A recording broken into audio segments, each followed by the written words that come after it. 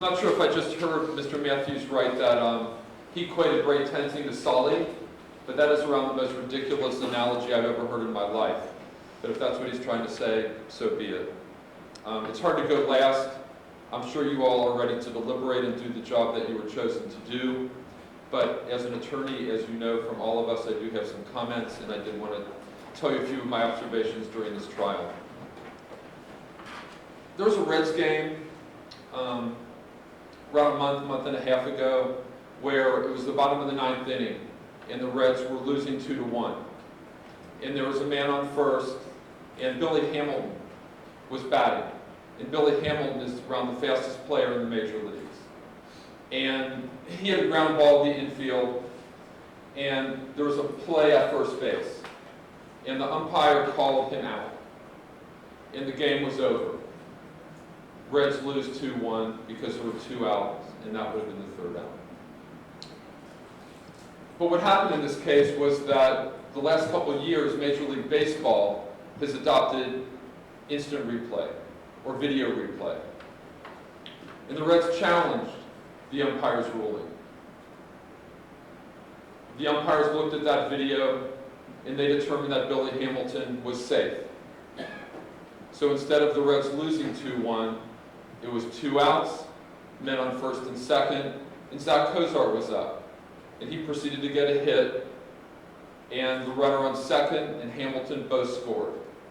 And the Reds won 3-2.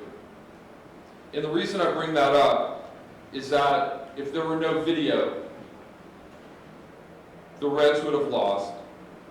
And if there were no video, this man right here would never have been charged. You'd have Alicia Napier, who's saying what she saw, but when you put Alicia Napier against the defendant's version, Lyndon Schmidt and Kidd, it never would have been enough to bring criminal charges. So the miracle of video, the ultimate witness, that video has no bias, that video is completely independent, and that video let this case go forward. This isn't 20/20 hindsight, it's a review of what actually happened. And the most important trait in human affairs is self-preservation. And Ray Tensing lied to Cincinnati police that day on the 21st, and he lied to you when he testified in order to save himself. But in a very ironic twist, his own body-worn camera exposed him as a liar. And there was a question in your questionnaire about police wearing body-worn cameras and what your feelings on that were. And I think all of you said body-worn cameras were a good thing. I think every juror, all of you, everybody else that was in that panel agreed with that. They protect the public from improper police activity, but they also protect the police from false allegations from the people they come into contact with. In this case is a clear example of why the body-worn camera is so important. And Mr. Mathews tried to tell you that if Ray Tensing was guilty, he would have just never turned on that body-worn camera. Well, he knows better than that, because we don't have to prove premeditation. Nowhere in that jury instruction will you see from Judge Gibbs that there has to be any, we call it premeditation. That's prior calculation and design.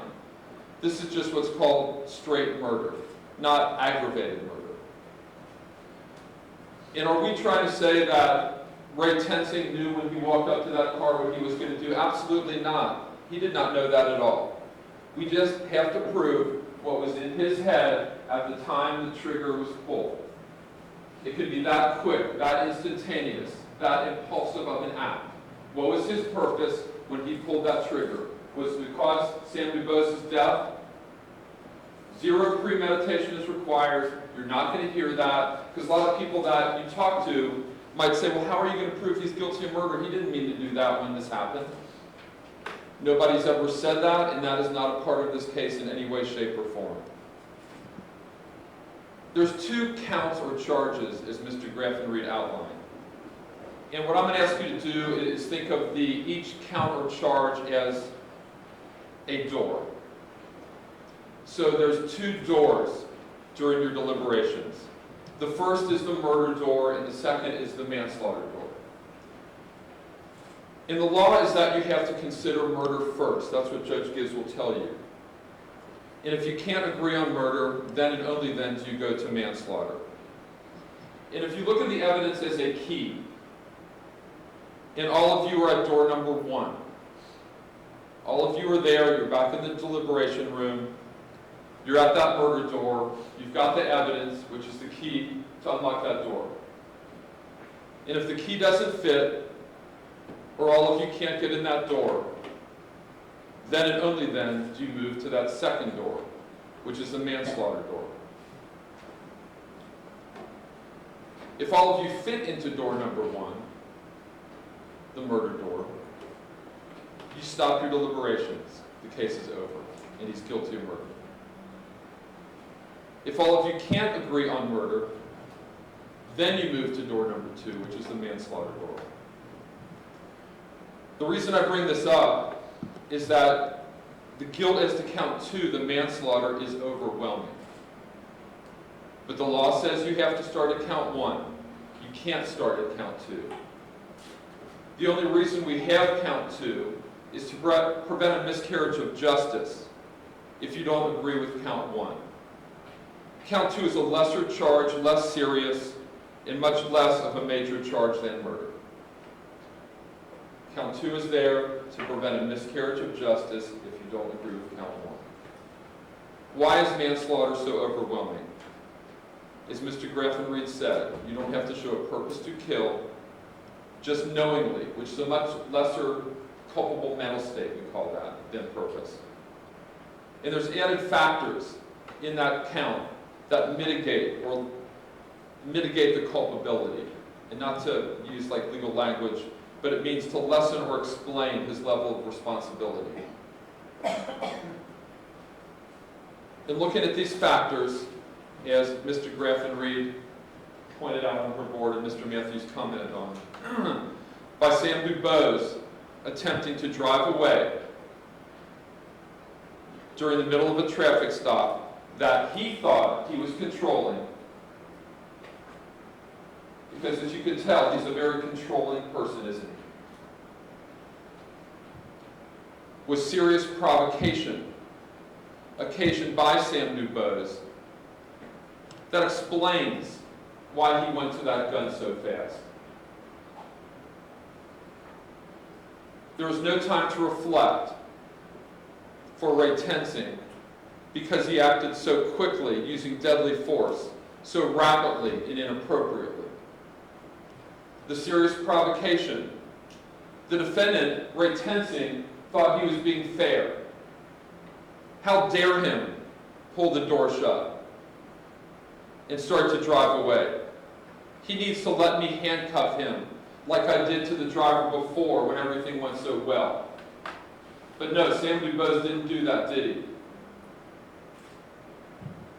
The defendant just lost control and acted instinctively, which you've heard Mr. Mathews use that word a lot during this trial. He acted instinctively, without time to reflect, based on Sam DuBose's non-compliance. All of that is classic manslaughter. It's a slam dunk guilty of count 2. But again, the state does not believe, based on the evidence, that you will ever get to count 2 because we're asking you to find him guilty of count 1, the murder.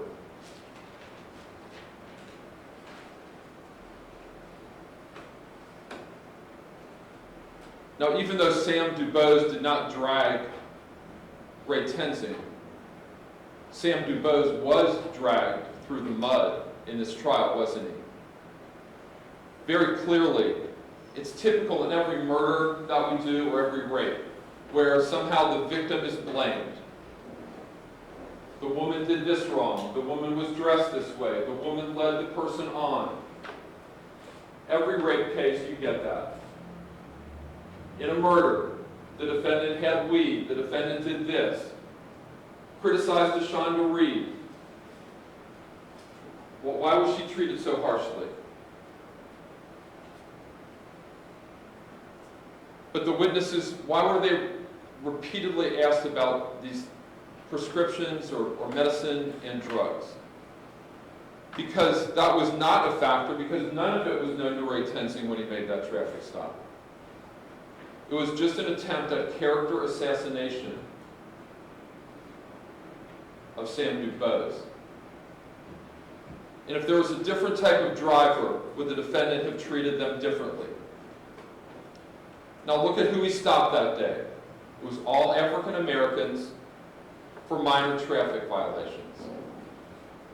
You ask yourself, how does that protect UC students? And when Mr. Mathews gets up here and says he made those cuffs more comfortable, when he held them in that car for 30 minutes, handcuffed, maybe he made them less uncomfortable, but you definitely don't make handcuffs more comfortable. You never do. If were any of us in this room, or your family or your friends, would he have handcuffed us that day? Would he have rejected our attempts 2 different times to give him our name? If you put your friend, yourself, or your family member in the place of Sam DuBose, would you accept the killing as fair and appropriate? I would submit that you would not. Now let's talk about Police Officer Hine. She had 4 months in homicide. She was in and out. She was given this major case as a lead investigator with little or no experience. And I just want to talk about that interview. And you heard it, you had transcripts that you were following along with, and if you want to replay it, you can, but I just want to read some things that were in that interview that I hope you noticed were picked out. Started out, Shannon Hine. And Ray Tensing said, "Ray Tensing, nice to meet you." And Shannon Hine said, "Nice to meet you." And Terry McGuffey said, "Terry McGuffey, nice to meet you, Ray." Officer Hine, "Well, you know why you're here?" He said, "Yes." Police Officer Hine's next comment, "I'm glad that we're here to talk. Sorry about the circumstances, but it's just a formality."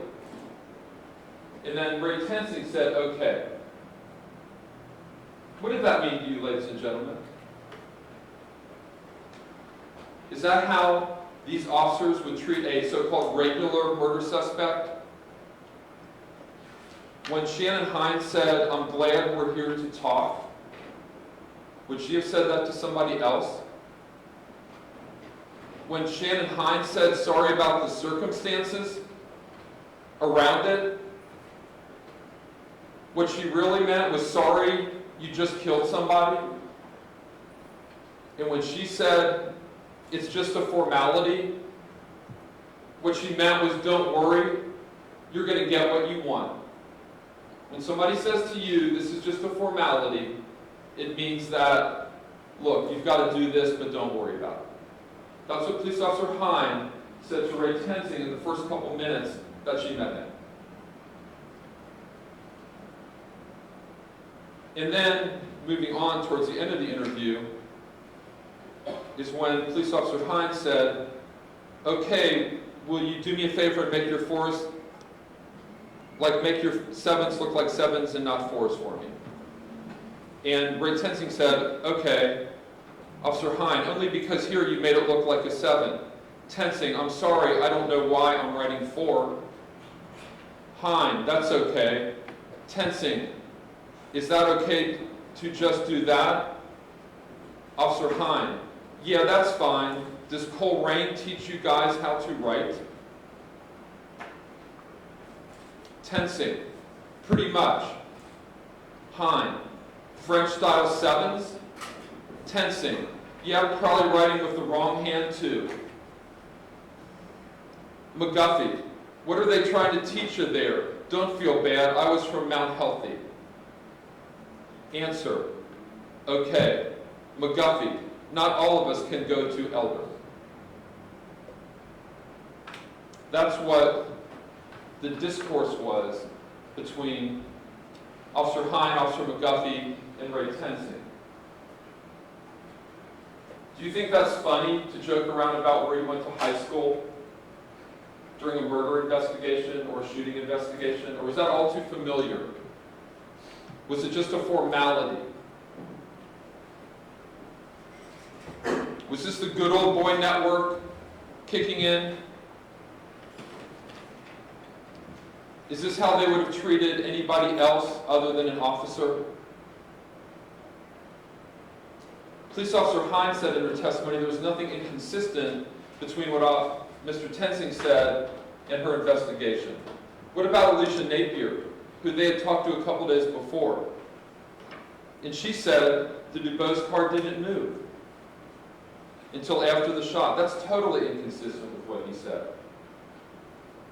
And at the last trial that Officer Hines sat through, she said nothing was inconsistent in that trial, but she heard Grant Fredericks, who said approximately, it went differently last time than this time, but there were some of the same points. Would they have thrown easy question after easy question to Ray Tensing? To another suspect? No.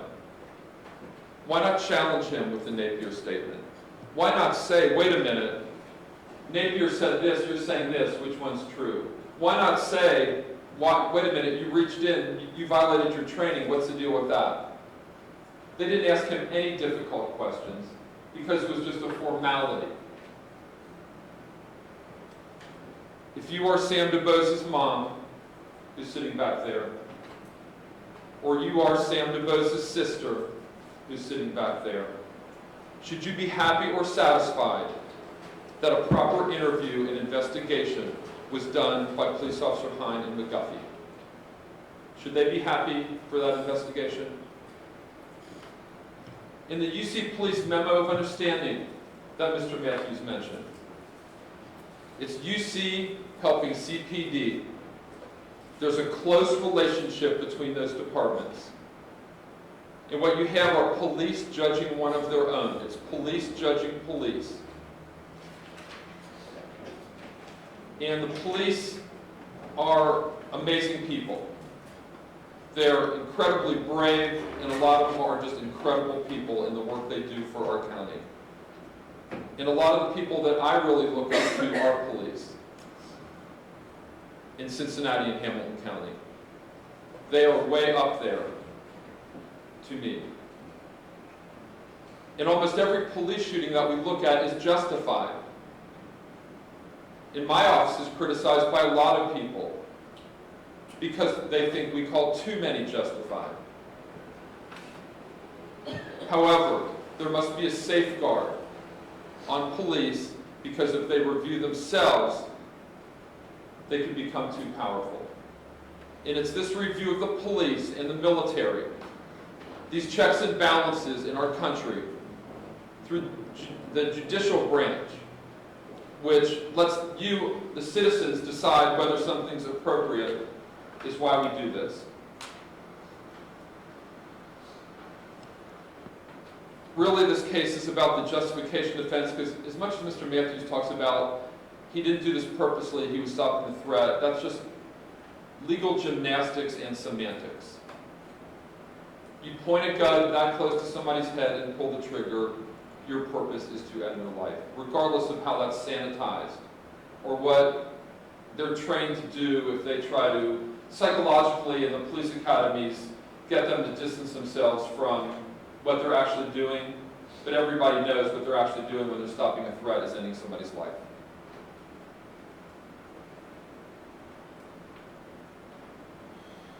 You know, Mr. Mathews had some conjecture about why Mr. Tensing said stop, stop. I would submit to you it's just as likely he said that, stop, stop, don't drive away. Don't put that car in drive. And that car is so old, if any of you have driven an old car like I have a number of times, sometimes that wheel, you've got that wheel turned straight and that car goes to the left or right, even if you think that wheel is straight. And I'm sure some of you experience that when you've driven older cars. And as far as the justification, That's got to be proven to you by preponderance of the evidence. And that's a legal definition. It's not just like, oh, well, you know, this or that. It's a strict legal definition. It's got to be proved by him to you. And every defendant that comes into a courtroom with a defense of self-defense or justification, everybody, every single one says, I did it because I had to do it. We have a lot of so-called self-defense trials in this building. It's nothing new. It happens all the time. Now, and I would go through the factors like Mr. Mathews does and Mr. Graffin Reed, but I have a different viewpoint, and I think the evidence supports it. The severity of the crime that the defendant police officer was addressing. There was no driver's license, at the very worst, which they keep calling a serious, serious misdemeanor. I don't know how many times we heard that. But look at the guy before him that they showed. He not only had that charge, but he had 5 warrants. And he just got recited and he was allowed to leave. The severity of the crime he was addressing. He was addressing a very minor traffic charge. Did Sam DuBose pose an immediate threat to the safety of the police officer or others?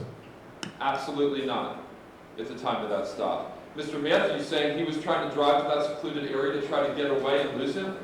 Well, if he wanted to do that, why didn't he just do that instead of stopping? That didn't make sense. Was Sam DuBose actively resisting arrest or attempting to evade arrest by flight? No, because he wasn't under arrest, and he wasn't told he was under arrest. He wasn't evading any kind of arrest by flight. He may have been about to be put in detention, which is not an arrest. And did the defendant police officer play a role in creating the dangerous situation? Absolutely. These are factors the judge will tell you to look at. He doesn't make any one of these. Not one. Much less prove it by a preponderance of the evidence. He failed miserably in his attempt to prove justification. Police do have to make difficult decisions. But it's clear that when he testified here, Mr. Tensing, in this second trial, he clearly knew the law and kept telling you that they weren't there, they don't know what I was feeling, these people can't look at me. Do not buy that argument. Because what makes the difference is the video. And we can judge whether or not it was okay to do what he did. And as far as 20/20 hindsight, again, just a notation that I made. Mr. Mathews asked both of our experts, Mr. Fredericks and Mr. Hogue, are using 20/20 hindsight? But he didn't ask his own expert whether he was using 20/20 hindsight. He didn't ask Mr. Scanlon that question. Again, why didn't he? He's got a job to do, and it's to influence you in making a decision in his favor. It's not contested, and it's conceded, that when Ray Tensing went to the gun, in that instant, his intent was to shoot Sam DuBose. He told you that on the witness stand, and it's in his statement. When I went to my gun, my intent was to shoot him. And that decision was made well before the car ever moved an inch. His hand went in, the other hand goes back. That decision was made way before that car moved. If you time it out, because it takes time to go from the top of the car, to go to the holster, to do all the safety stuff, and get it to that position that we saw it in.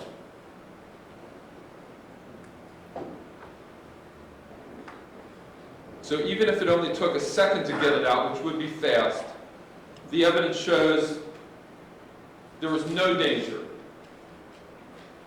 to Ray Tensing when he made the decision to go for his gun, because he said, when I went for my gun, I was going to use it and stop the threat. Way Ray Tensing had a choice to make that evening after the serious tactical error. Do I disengage and let Sam DuBose drive away, or do I kill him? He made the fatal option for Sam DuBose when he acted instinctively like he said he did that day and disregarded all his training. Ray Tensing is not saying that he made a mistake and misperceived a situation that was happening quickly. He's in no way acknowledging that he was wrong and just reacted rapidly to a rapidly evolving situation and fired the gun when he was not in danger. He's not saying that I made a mistake.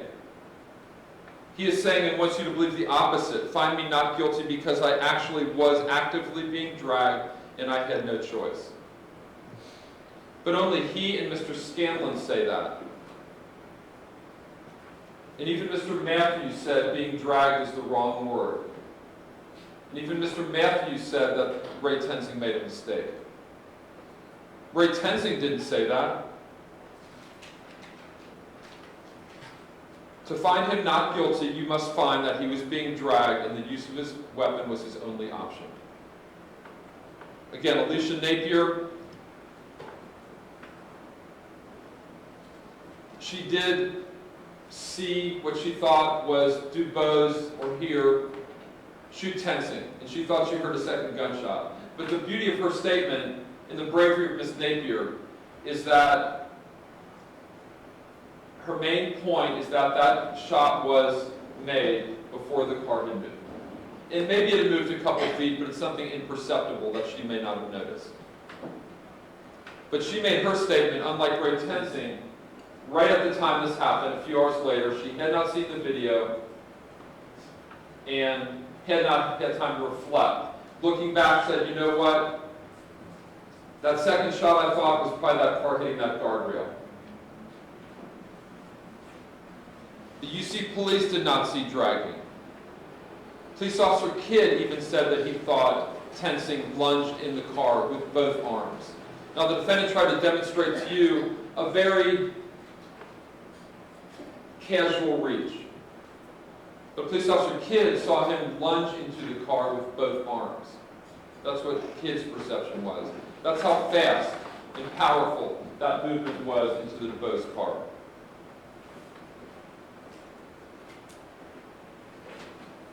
And even though Ray Tensing said he made no mistake, the thought is that, you know what, I made a mistake, I killed somebody, oops, my bad. It was Sam DuBose's fault anyway. Sorry, my bad. Let's do a do-over. And as far as an observation, I think one of the officers said Ray Tensing's shirt was untucked. And you saw from, I think, the picture that Mr. Mathews put up, Ray Tensing's shirt was not untucked at all.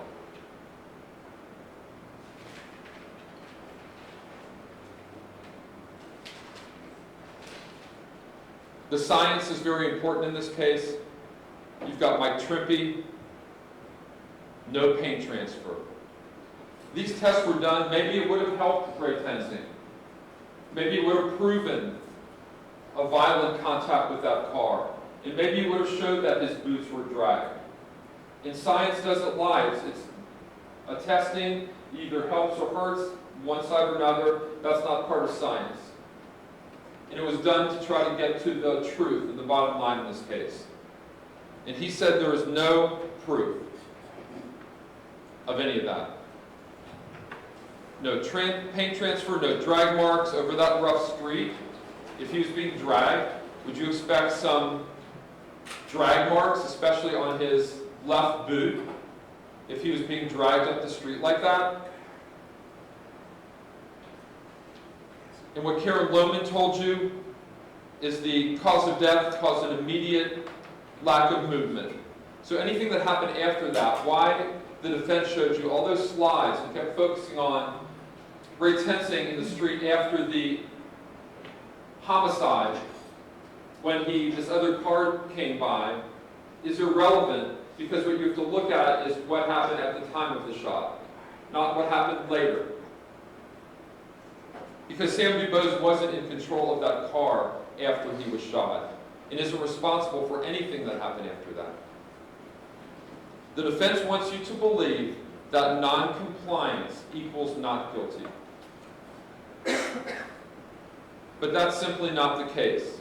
And all of you in jury selection, we talked about non-compliance. And all of you knew on jury selection that Sam DuBose did not comply. This isn't a surprise or a secret that he didn't comply. We talked about it, we asked questions about it, and this was a topic of discussion during jury selection. Non-compliance does not equal not guilty. The defense attorney is saying that if Sam DuBose would have complied, he wouldn't be dead. And that's probably true. But that's not the issue. Because the issue is he didn't comply. And he shouldn't be dead if he would have handled things correctly. Not reached into that car, let him drive away, and done what any other reasonable police officer would have done.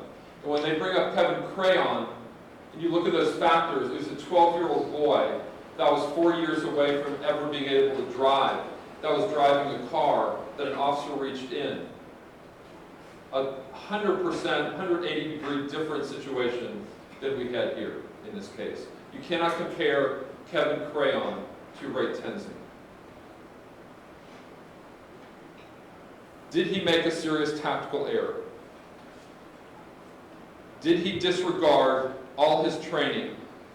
Despite what he and his experts say, Mr. Scanlon, he had a choice. Should I disengage? As Mr. Gregory pointed out, his legs were apart from that car. He started that car. Do I stand there and let him drive away? Or do I jump in with my hand and kill the person? He chose option 2. He's saying that Grant Fredericks and Scott Hogue are wrong and that he and Scanlon are right. He's being dragged and he has to do it. That is just not supported by any of the evidence in this case. Look at Sam DuBose's hands when that shot's fired. He knows what's coming. What's going through his head when he sees that gun, and I'm not going to pull out the gun, but I'm not going to try to invade your space, but 1 to 2 feet from his head is the barrel of that gun. When he puts up his hands, you can't stop a bullet with your hands. That had to be the moment that was most terrifying for Sam DuBose, when he couldn't stop what Ray Tenzing was about to do.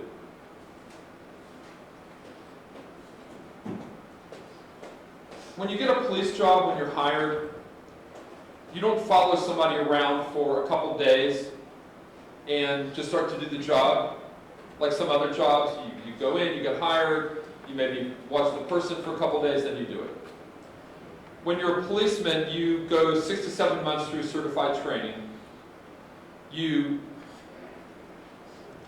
There's like that field training officer, so for 3 months, you heard Officer Lynchman said, he had to follow another officer around for 1 month with 3 different training officers. So that's 3 months of being with somebody.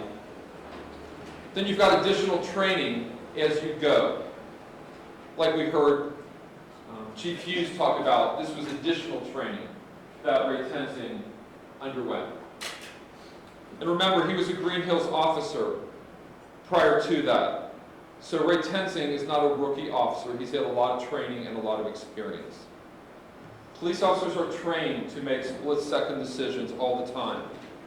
That's what they are trained to do. He is not saying that he misperceived a situation. He's arrogantly sticking to his own version. And the only one that's agreed is his extremely biased expert, Mr. Scanlon.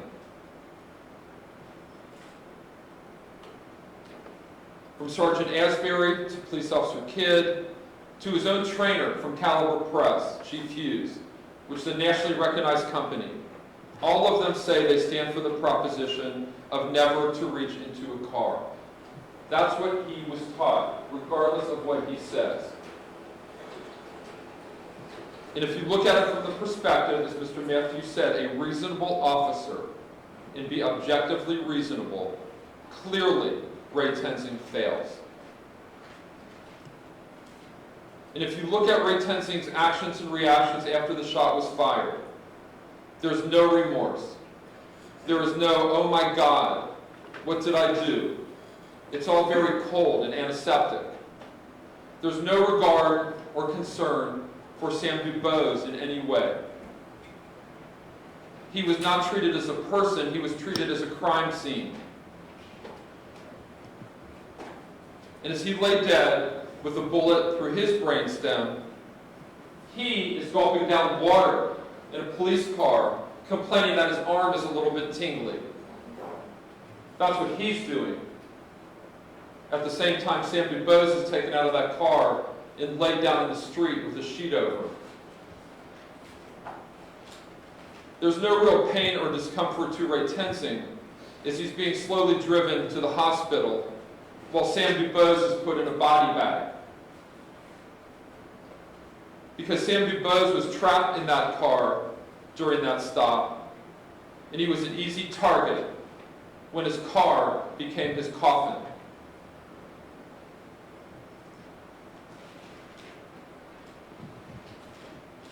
No part of the defendant was ever caught on Sam DuBose's car.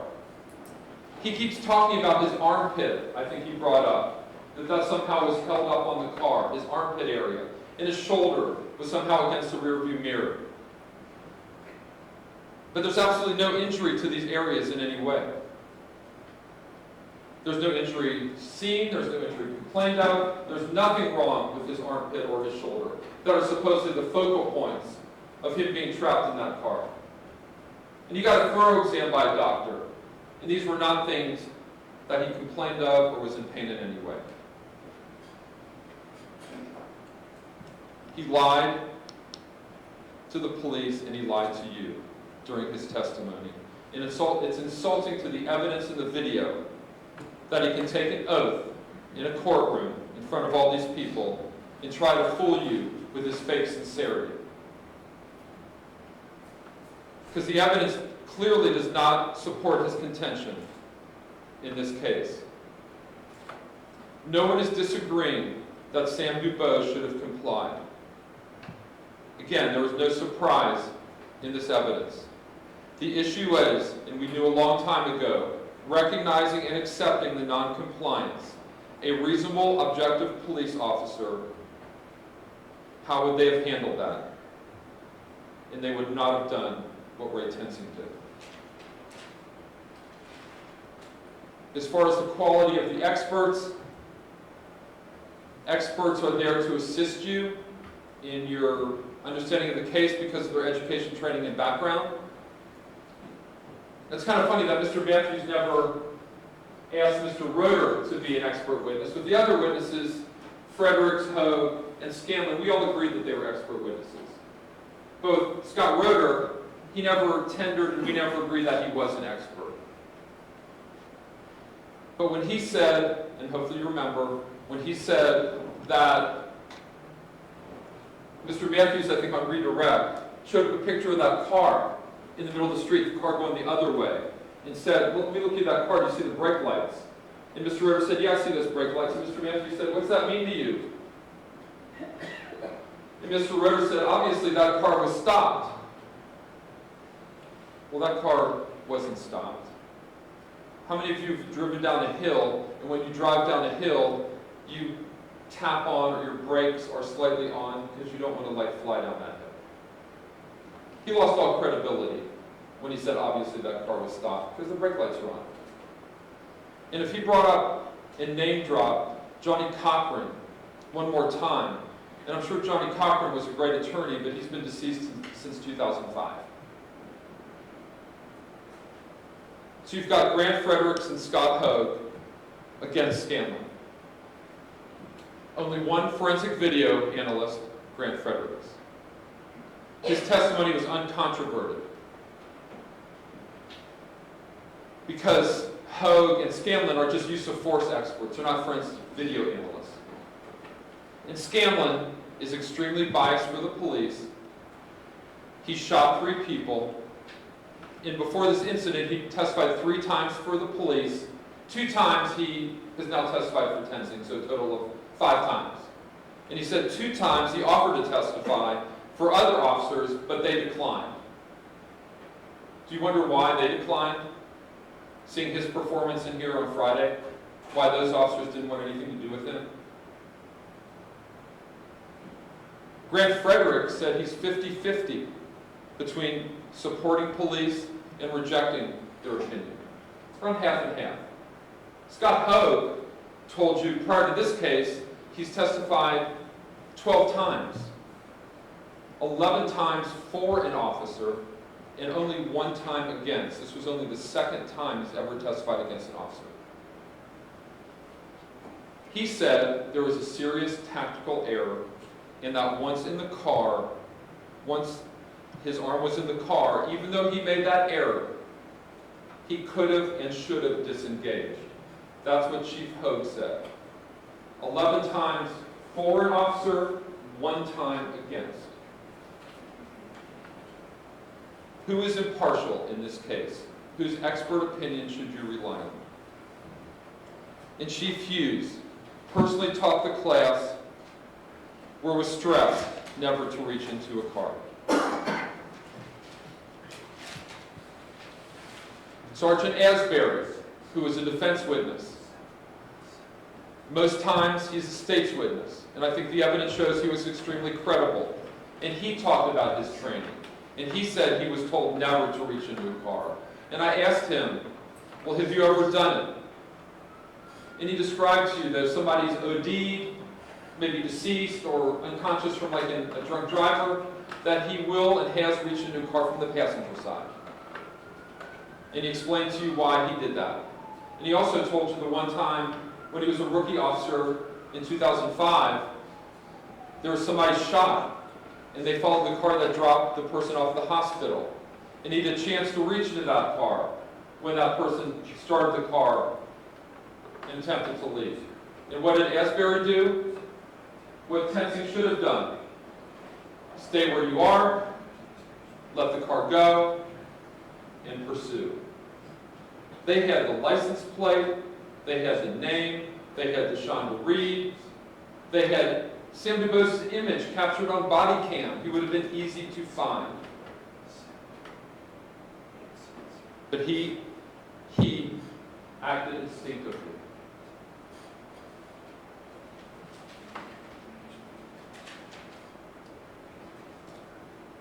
No police officer testified that they have ever done or tried to do what Ray Tenzing did that night.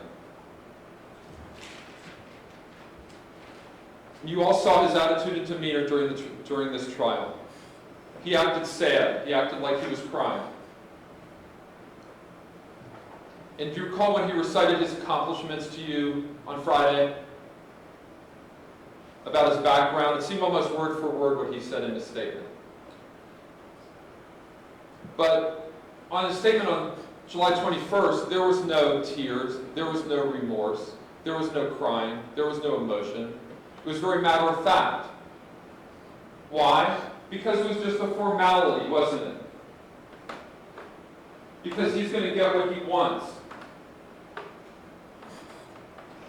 But now that he's facing criminal charges, those tears are not for Sam DuBose, they're for himself. Because he feels sorry for himself. And I'm sure he's thought about it every day for the last couple of years. And why is that? Because he's been indicted and facing criminal charges, and he's thinking how to get out of it. That's why he's thinking about it so much. And ask yourself, if there was no video, and there were no charges, and there was no crime, and he just went back on duty as a police officer, how would he be acting then? Would Sam DuBose be an afterthought and a distant memory? Absolutely.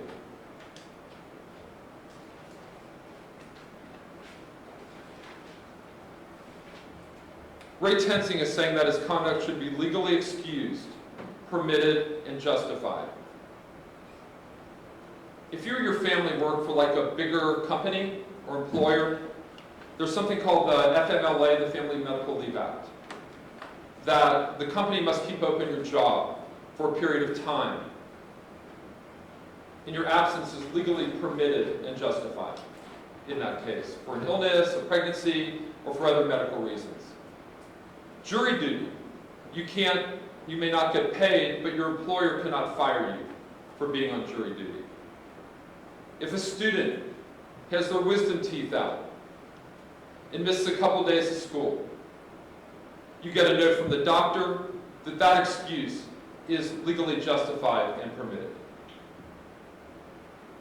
When you deliberate, ask yourself, does our law in Hamilton County legally allow Ray Tensing to kill Sam DuBose that evening?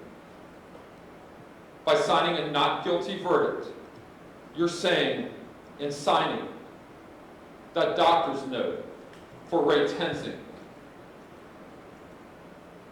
that excuse for him, because a not guilty verdict is signing that note. Sign the verdict not for justification, but one of justice for Sam DuBose that is guilty of murder. Thank you.